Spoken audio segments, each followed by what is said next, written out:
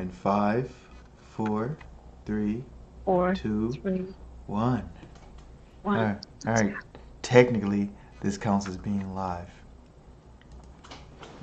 Okay, Hi, everybody. that's so cool. Today we have Manika chatting with Abby. Yay! I like you to say yay. Hi guys. Uh, this Monica is one of the people that I have multiple amazing conversations with. I'm really excited to have her on this show. And Aaron seems to be really wanting to join in. All right, I guess Aaron's joining us too, which that makes Monica happy because Aaron and Monica are like really good friends. Yeah, All right, what did you want to talk about? We normally just talk about so much random stuff. I know. It's just really interesting to find topics and to know more from you Mm-hmm. because you always have different perspectives when it comes to things. Because it's not ordinary, whatever you tell me. So I keep questioning you and I just want to know, you're like, what's up? What do you mean? We're all just ordinary people. I don't know. Uh, So, how about you tell me something new that you learned and you find it interesting?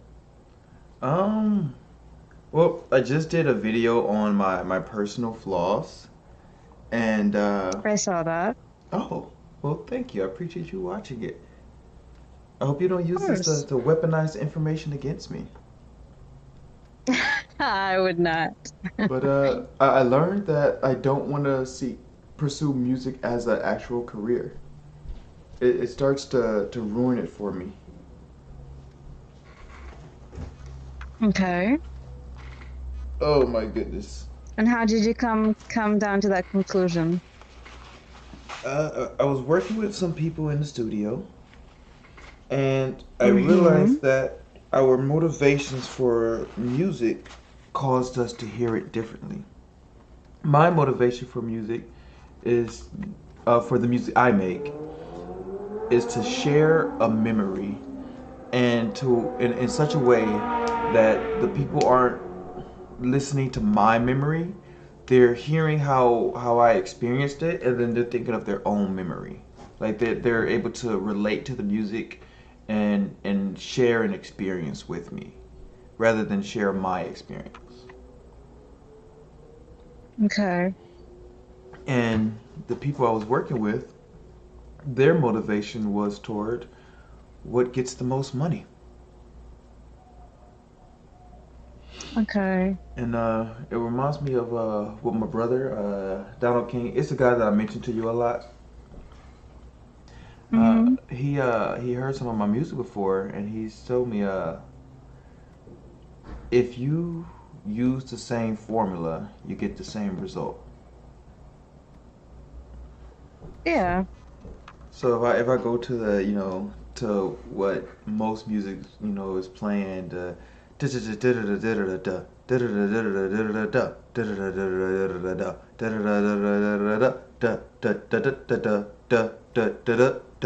like that, then I'm gonna get Mm-hmm. the a similar result to everyone else who's used that similar pattern. No, Aaron, I don't want you on me because you're bleeding. I know it's not your fault, but I also don't want, Why is Erin bleeding? she's I'm spotting. sorry to ask that right now. Oh, it's fine. She's spotting. Okay. Ah, okay. This is Okay, her okay. second month in heat, and this is still her first heat. Oh, wow, I'm gonna start tomorrow. We're on the same calendar.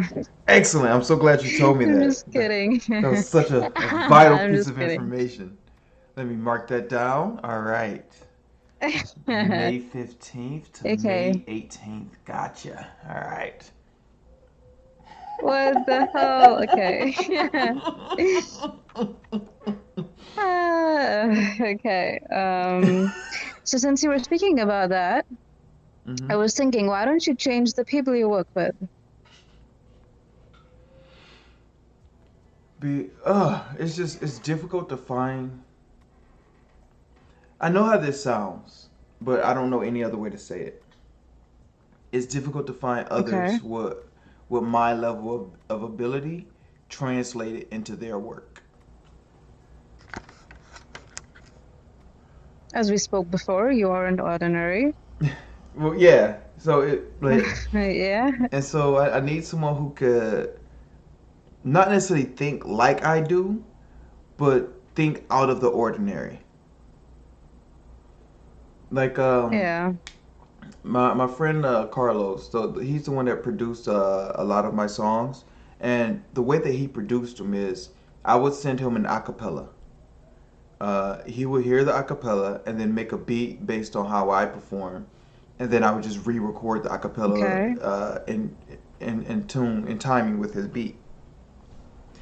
And so he was able to think out the ordinary and hear like the different inflections and the different notes because I don't have musical training, so I don't know Mm-hmm. like for instance a G is like ooh or something like that, right? But to me it's just Yeah. ooh. I don't identify it. Okay. And but he when he hears me sing, he can identify the what letters or whatever the sounds are and then make music for it. Okay. Yeah. So, but he's not doing it for just money. Like, yeah, he wants money, but that's not his motivation. From speaking with him and everything, he simply enjoys making music. And while he's still in that, So, oh, go ahead, okay. go ahead. So usually I keep music or like drawing or like painting, everything under the same shelter called art, right? Mm-hmm. Actually, you can put a lot of things under that. So I started doing art last year and I started painting sceneries and all of that. Then one of my friends suggested me to put it online as a sale and make money out of it. I don't know why it wasn't that easy for me to take it because I didn't want to sell my art out there because I felt like you're putting money or like a tag on it, you know? Mm. Because there are two things why I feel that way is one, I don't know why, I just feel like you're disrespecting it because I don't know what tag it could have. And second, I feel like if I ever plan on doing it since I love it, eventually my creativity is going to die down because I would want to make something what somebody else would like, not what I would like. And What that do you right mean? there would be such like you try to go with the trend or what's really in the market and you see what's getting the most like attention. So Okay. you would try to bring that element into your art, or you would try to relate at least so more people look at it. If it's a business, that's how you grow it, you know? You want Mm. it to be relatable. And Okay. this aspect made me very scared that I might, like sabotage my creativity, something that only I like, something that I want to put forward over what somebody else would like, you know? Okay. So, That makes I mean, that's what sense. I feel about art.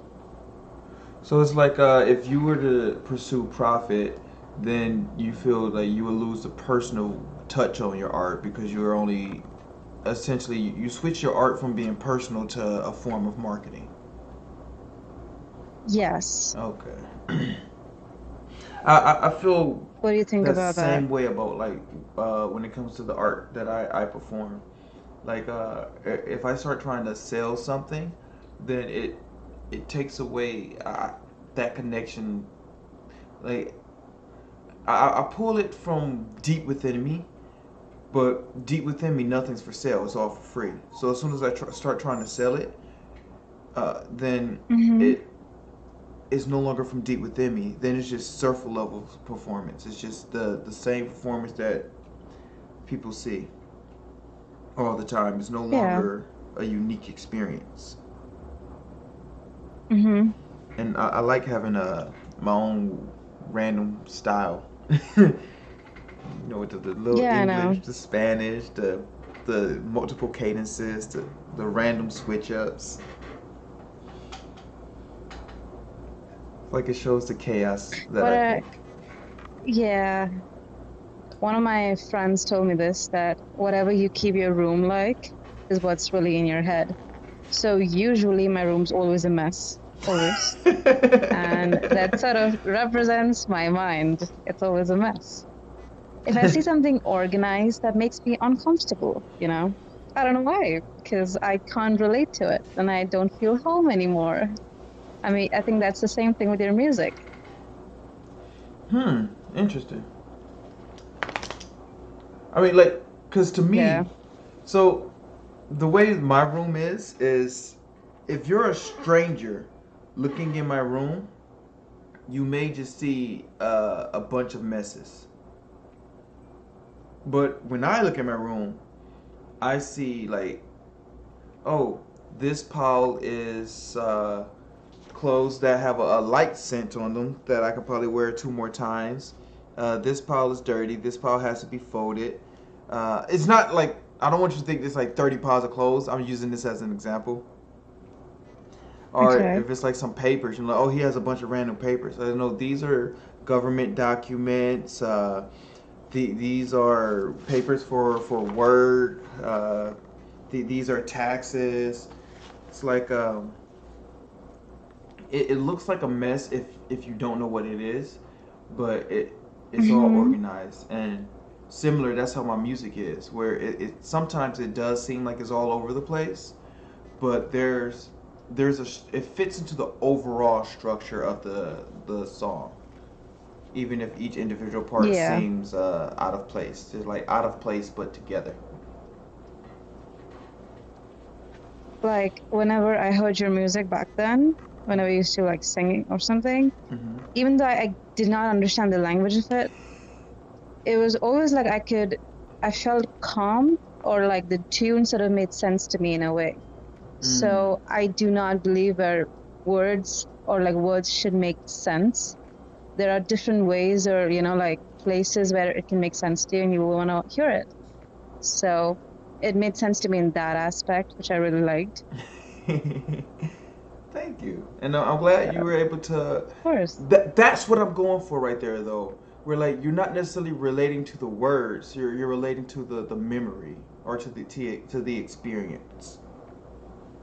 Like because you didn't understand the words, Yeah. then you weren't relating to what I was saying. You were relating to the experience that I was sharing with you, and I like that. Mm.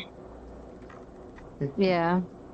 Like mission It's accomplished. very like different. Yeah. Like I was having this thing and I was reading about it, and it just says that there are so many weird things that happens out there which you won't be able to Eric, understand. tranqui, tranqui, tranqui, mija, mija, mija, tranqui, tranqui. She sees the dog. She's away.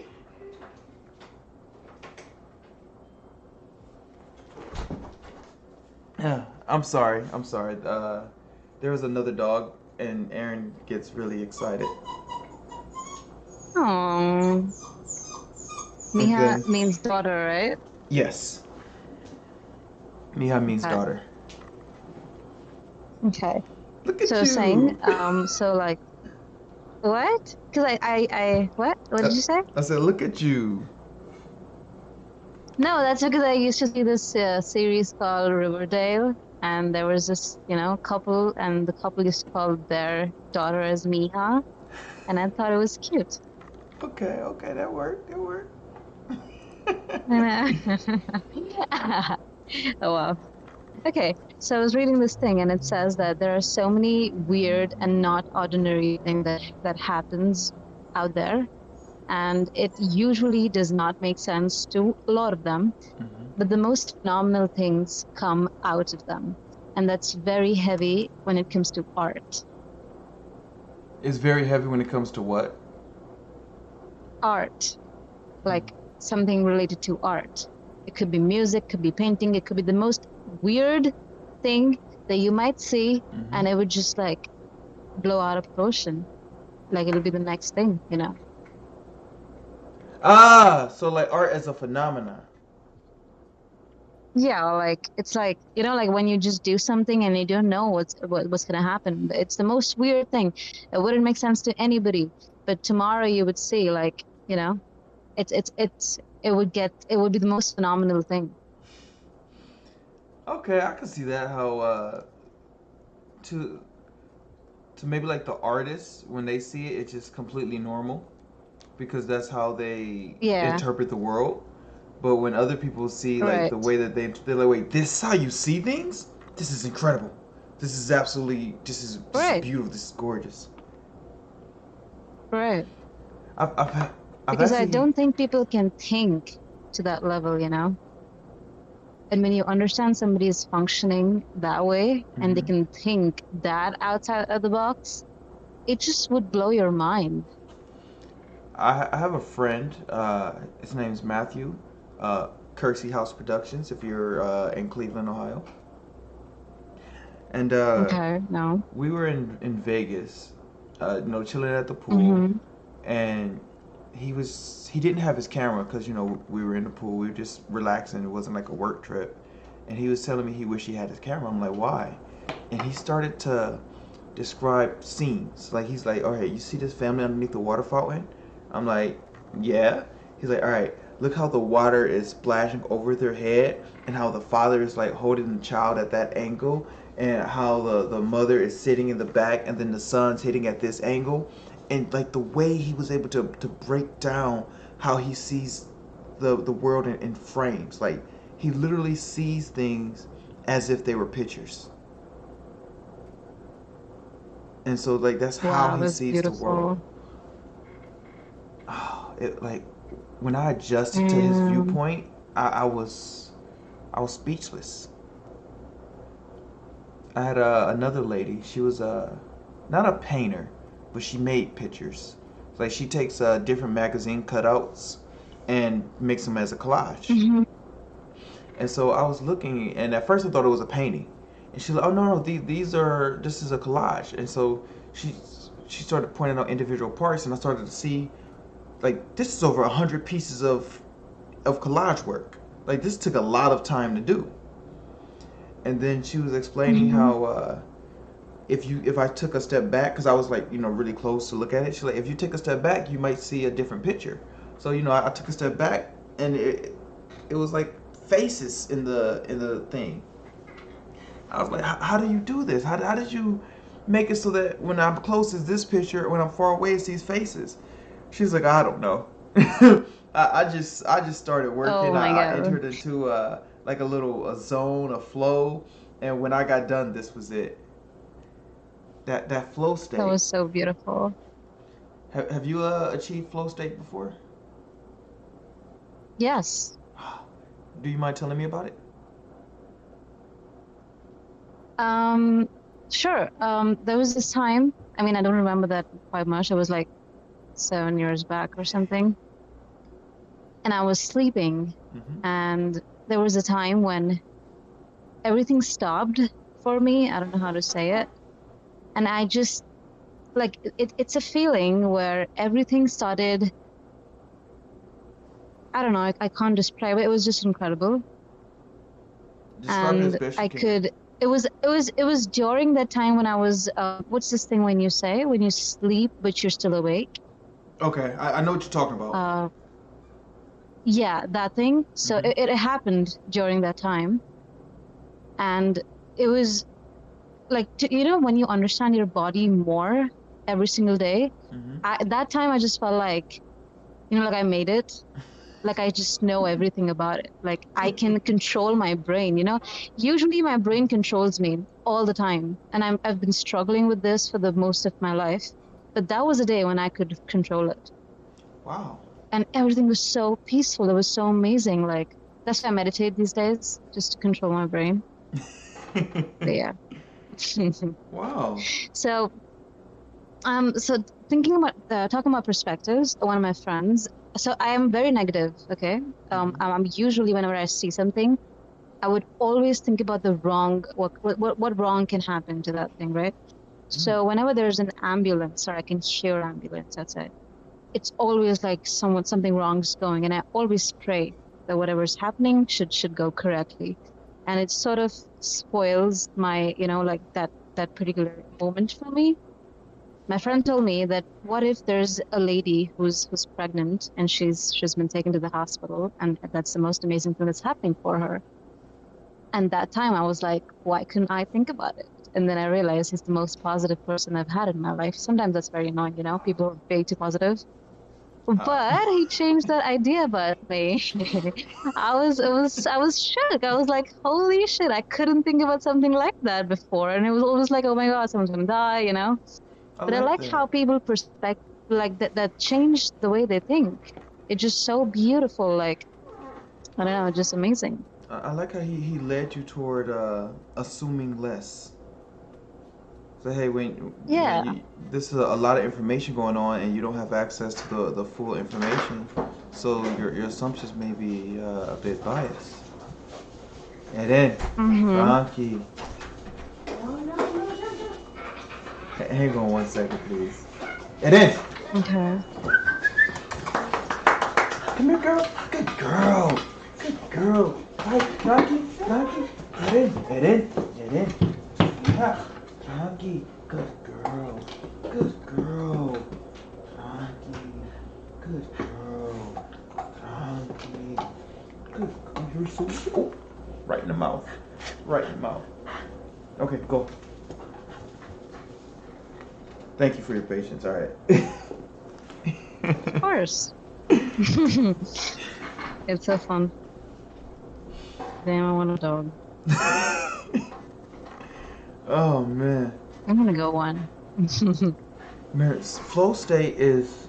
I've seen some people enter flow state in real time, and it's Okay. amazing to like have a conversation with someone, and then this person starts speaking way above the level of intellect that they've been consistently displaying. It's like they'll start talking, and then they'll just go off and just start making like perfect sense, connecting all these dots. And then afterwards, they'll just be like, uh, I don't know what I just said. I'm like, what? You just performed at genius level and you have no idea what you did to do that? Like, nah, I don't even know what I said. Can you tell me? Can you repeat it back to me? I'm like, wow. Or it's like if you ever been to like a live festival or whatever, you ever see like the piano players just, first they're following the measures, they're following the beats, and then they just do something different. And like they're like do do do, then it's like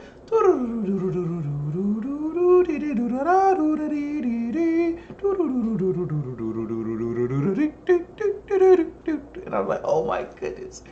And you can tell that they aren't thinking. Like they stopped thinking and just started doing.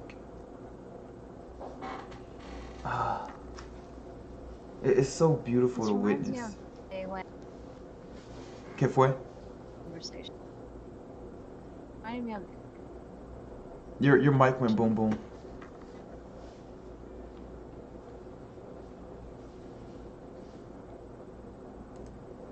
Monica? Oh. She'll be right back. Her mic went boom boom, so she's just signing out and then signing back in.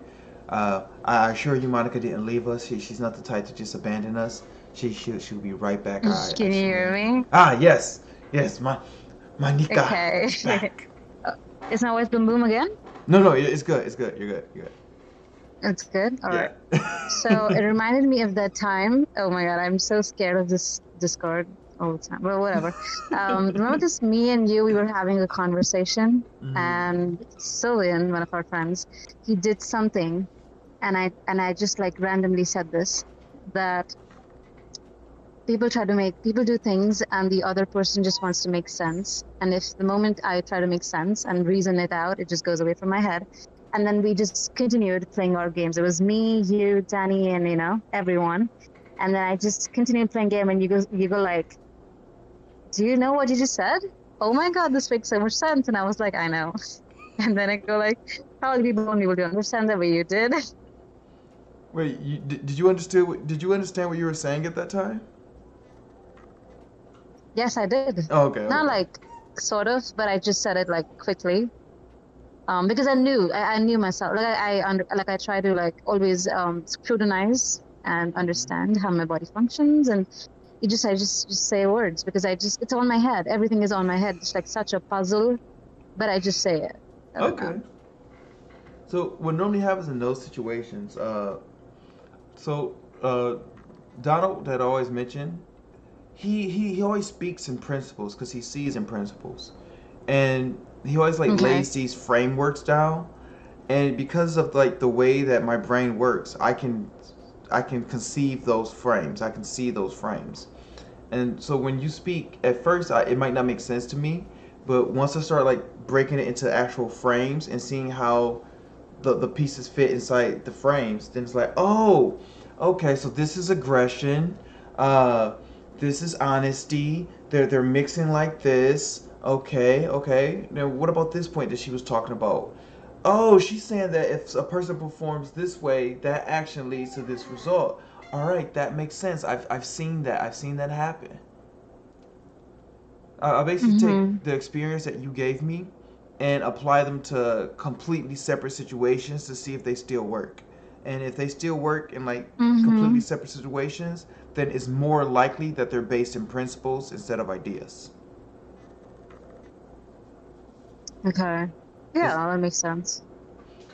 it's kind of like how what's a example of oh, like the first person to accuse someone of theft is normally someone who either steals or who seeks to benefit from stealing. The first person to accuse someone of bullying is normally someone who does bully or who seeks to benefit from bullying.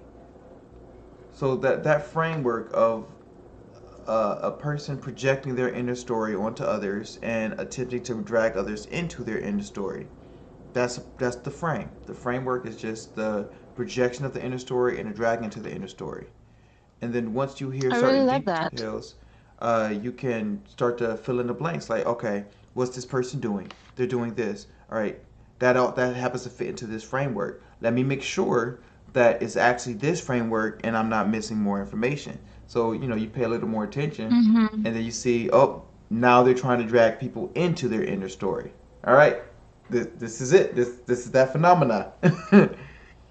Mm-hmm. Oh yeah, that's really cool. Like when you said that the person who says the first who's like stealing is the person who's actually been a thief before. Hmm. Do you think that stems from they being guilty about it? I I don't know. As far as I currently understand, you are what you practice doing most. And if a person practices stealing, then they can identify stealing a lot easier because it comes to the point of, hey, that's what I would do. Oh yeah. Mm-hmm. Yeah. Like it's like if you make sexual jokes all the time, you're more likely to identify when someone's speaking in innuendos because it's like, oh, that's what I would do. I get it totally.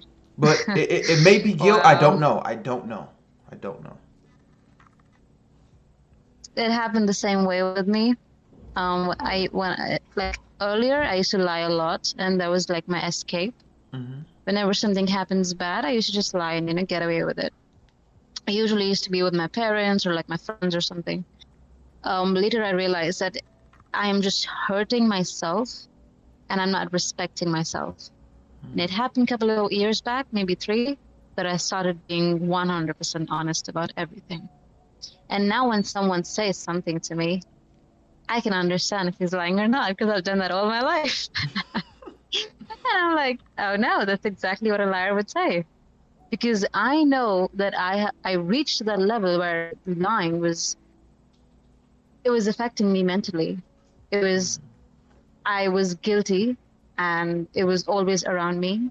And I think that level of toxicity that comes from lying, I do not believe a lot of people reach. I might be wrong with that, but now when someone lies, I understand that. I feel like I know where you're going, you know? Okay. Keep going. Keep going. I don't know, just that's what I wanted to say. Oh. Okay. So when you see people lie, you can relate from experience, and you can for a large portion understand where they're coming from or where they're going with the like. What do you mean when you say you understand where they're going? um, I would just say like what I feel what they do is when they lie, I just feel Hmm. like okay, there's two things when I see liars and somebody who's saying absolute truth. That's what I told myself. Usually, when there is nobody who can see what you're doing, you're likely to do something which is unusual or something that will benefit you. Okay. Hmm. So when someone's not looking at you, okay, you might just want to take a bite of that cake. Okay. The one in the You refrigerator. you might not you exactly. Or when someone's not looking, you might want to take that money away. That's one of the things. I mean, um, or you see something, or someone's not looking, you try to poke your nose. I'm just telling you general life things, but what anybody can relate to. When Hmm. someone's, how many people out there have shoplifted? Whenever somebody's not looking, they do it. So that lying thing stems from it. And I told myself that the one person who's looking is me, who matters the most. Okay. Okay. So when I do something, I am looking at myself and I am going to not do it because it doesn't matter what XYZ person is going to see because that person wouldn't even matter to me, would probably leave me. I have to live with myself. So Okay. that is the root cause for why people lie because nobody can look at it, right? So when I say where they're going is I know what's happening in their head because when they're lying, they know that nobody can figure this out. Nobody can know it because only they can know it and nobody can point it out. Nobody can make them feel that they are the bad person over here and they can just get away with it. So they're not technically bad people. They're just afraid to accept who they are. And that Okay. again comes with scrutinizing yourself. If you don't do that, you'll just be in a big mess. So that's what I feel when I, people do it. I That's what they think. absolutely love that you practice a level of awareness and show accountability for your actions. Like when you Yeah. said like even if no one's around to know that you steal, that no one sees you, that you see yourself, and Mm-hmm. that shows awareness.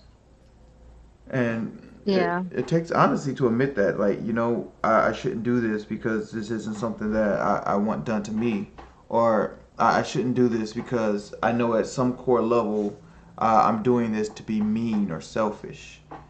And it's like taking the time to consider what impacts you make on yourself, others, and reality as a whole. Because one thing Yeah. is reality sees everything that you do. Reality sees everything, Sorry. since everything that we Yeah. do has impacts in and on reality itself. Mm-hmm. That you being an aspect, like you being part of the body of reality, means that what stuff that happens to you happens to reality. Stuff that you experience happens to within reality. And so that's Yeah. dope that to take that accountability. That's not an easy thing to do because That is not. it's so easy to convince ourselves that it's what we do is okay. When you Yeah. mentioned earlier that, Essentially because nobody can see it. yeah, and when you mentioned earlier about viewing things as good or bad, it's so easy to view things that we do as good because we convince ourselves that we have good reasons.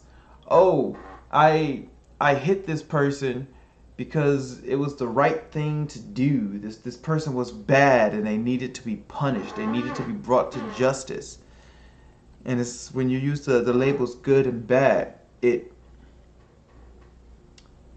interferes with your ability to see clearly because you're no longer looking I agree with for you. clarity. You're looking for justification.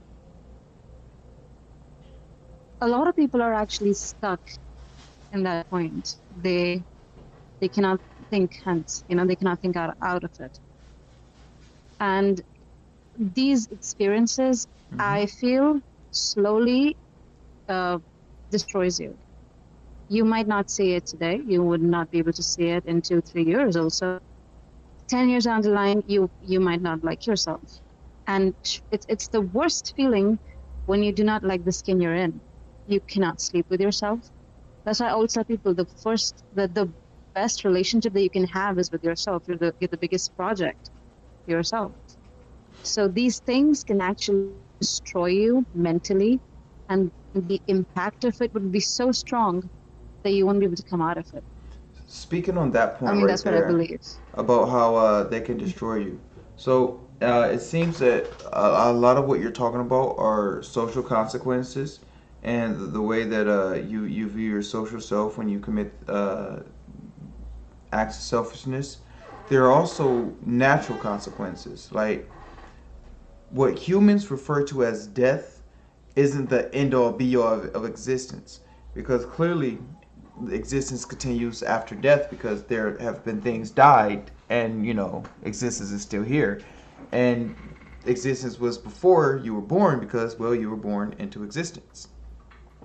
So Yeah. there's no reason I can think of to justify thinking that death is the end of your existence. And from how things have been explained and described according to the what Donald claims to see, it's like the universe is a body in a similar way that you have a body. When you eat an apple, right? The apple Hmm. gets inserted into your body. It gets broken down and recirculated throughout your systems in order to provide nutrients and sustenance and keep sustaining. If Hmm. you eat a poisoned apple, that tends to consume energy from your body and to have the adverse effects.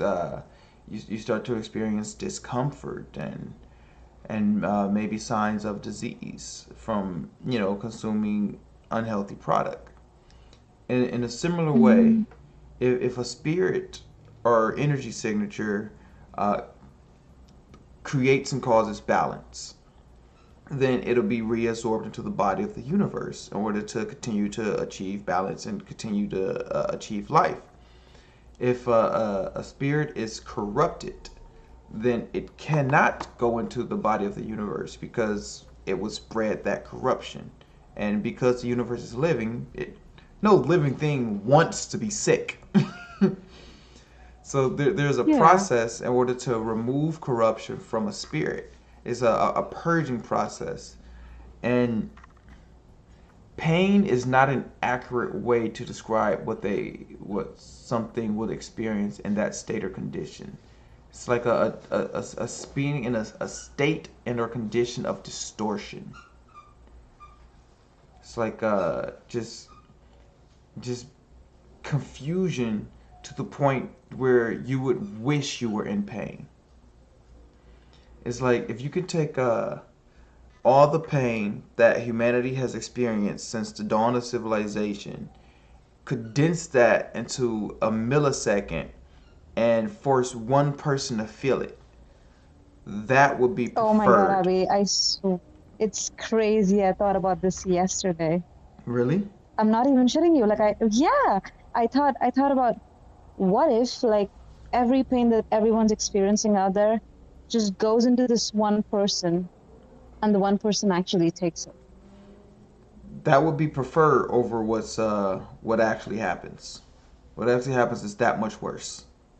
Where you would rather you be that person to take all that pain than to deal with what's on the other side for corrupted entities. Do you think you can do that? Think I can do what? take all the pain.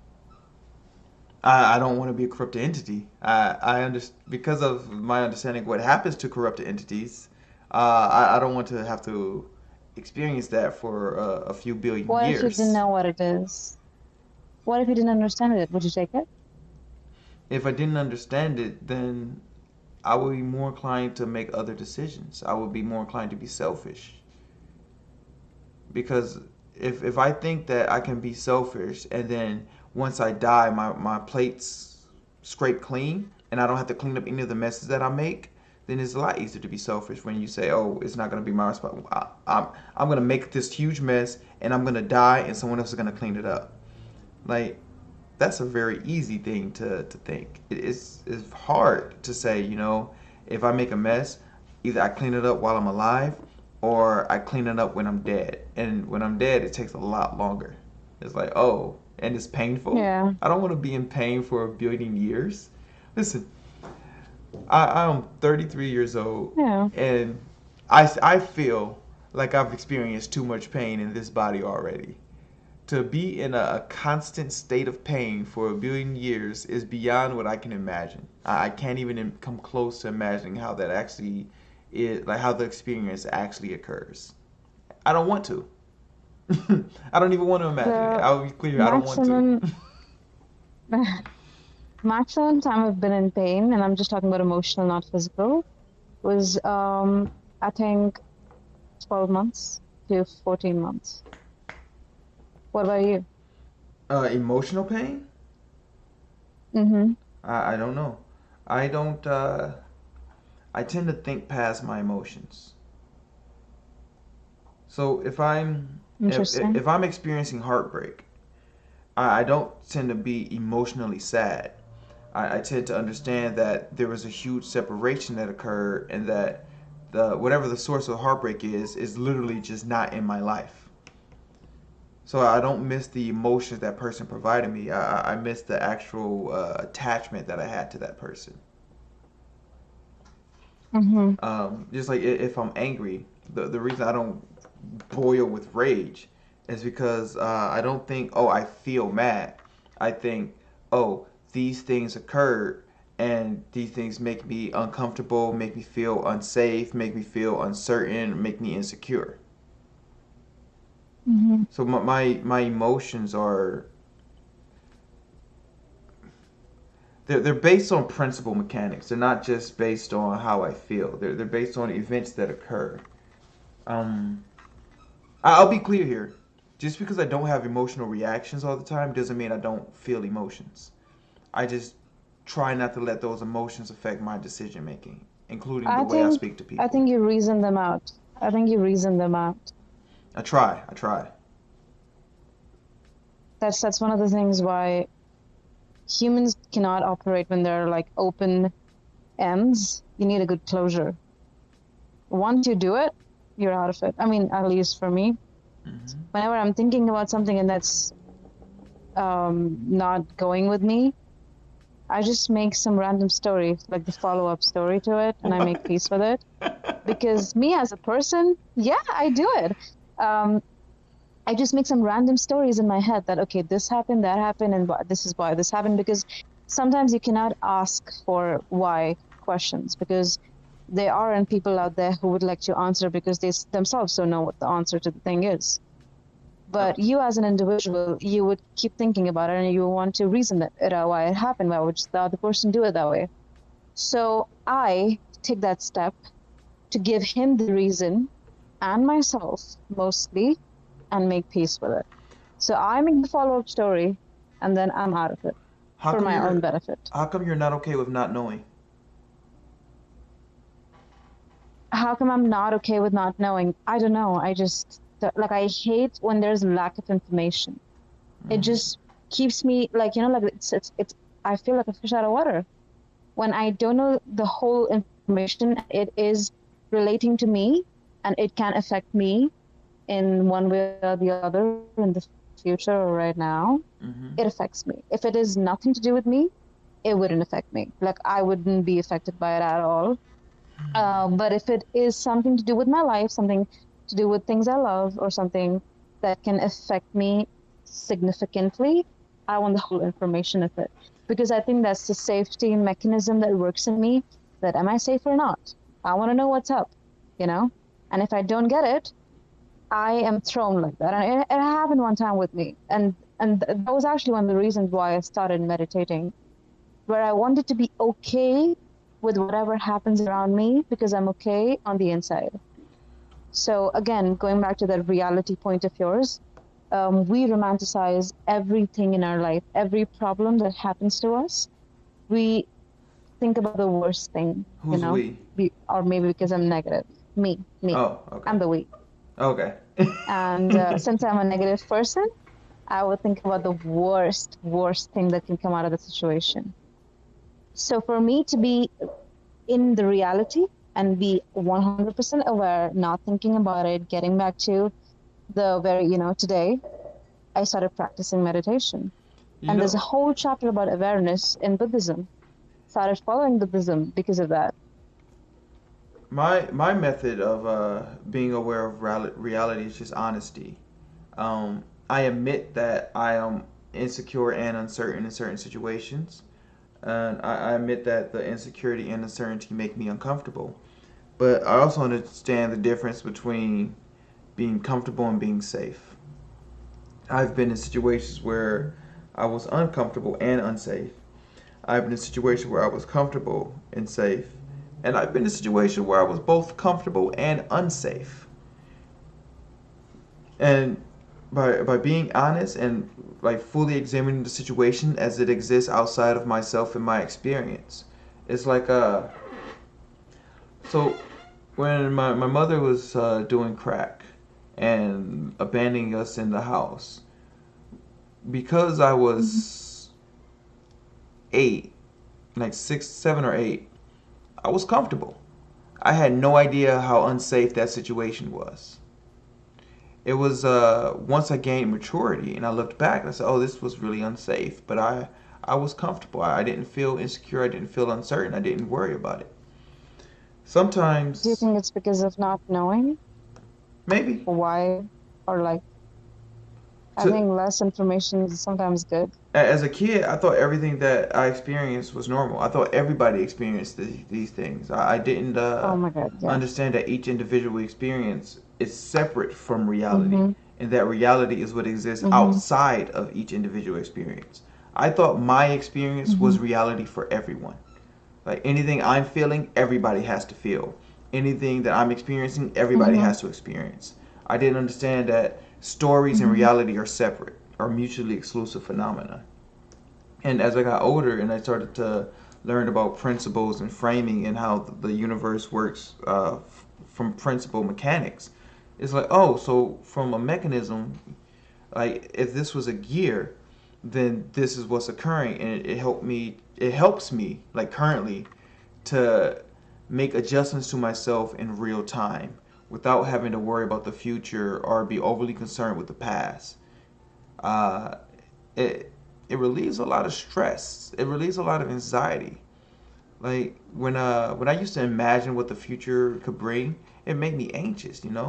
Oh, if I do this, this might happen or this might Yeah. happen. But then I just do it. It's like, you know what? I'll go figure out what will happen. I don't want to worry about what might happen. Because anything might happen. The sun might explode. Then what?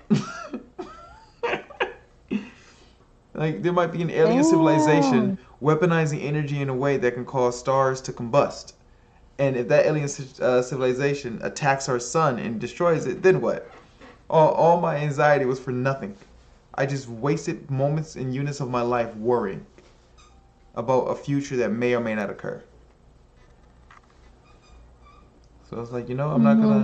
I'm not gonna stress. I'm gonna live in real time. I'm going to talk to people in real time. I'm going to listen and attempt to understand people in real time. It's it's why this podcast is either filmed live or recorded without edits. It's because this isn't a script. There are no notes here. I'm not on Google researching anything. These are answers that I'm either from knowledge that I possess or from understanding that I'm utilizing and building along the way. That is so cool. Oh, thank you. I really like it. No, that's really cool. I like the way how people practice being in reality and in time. Hmm. And I like that this is one of your ways. Honesty is the key. Honesty is the individual effort to be in sync and tune into reality and truth. Truth is simply what's consistent I with know. reality. It takes a lot, to be honest. Yes. Yes, it does. All right. We've been talking for about an hour. Who's that, My Sylvian? bad. Oh, damn. Right on time, Sylvian. We're just ending our conversation. I wish you could have been chatting with us. I just woke up. Oh, you took a nap? Yes, I fell asleep. Oh, well, good evening, Sylvian. Thank you. Wait, I'll go to the bathroom. BRB. All right. Um, Alright. hey, Monica, and portions of Sylvian. Yes. Thank you for joining the conversation. To the audience, I want to talk to you. I want you to be a part of the conversation. Find me on my social media. I am Absird Charles. You can find me on Facebook. Instagram is Absird1. Cashapp is ABSIRD. uh, if you want to join the conversation, you can like, comment on this video below. You can add me on Facebook and post on my wall. I post plenty of content there. You can go to any of my previous videos and like, hey, I had these thoughts. Share your information with me. Share your viewpoint. Share your perspective. Let me know your experience. Uh, Once again, I'm Absurd. This is that's your cue. That's your cue. Monica. Manika. Her mic went boom boom. Monica, are you back? Yes. Okay. So I'm Absurd. This It was so is. fun. Any Oh, closing you're still words? filming? Okay. Yeah. Any closing words that you I just say it wanna was put? so fun. It was so fun to be here. Thank you for having me. All right. I hope you all have a beautiful day. Abby, out.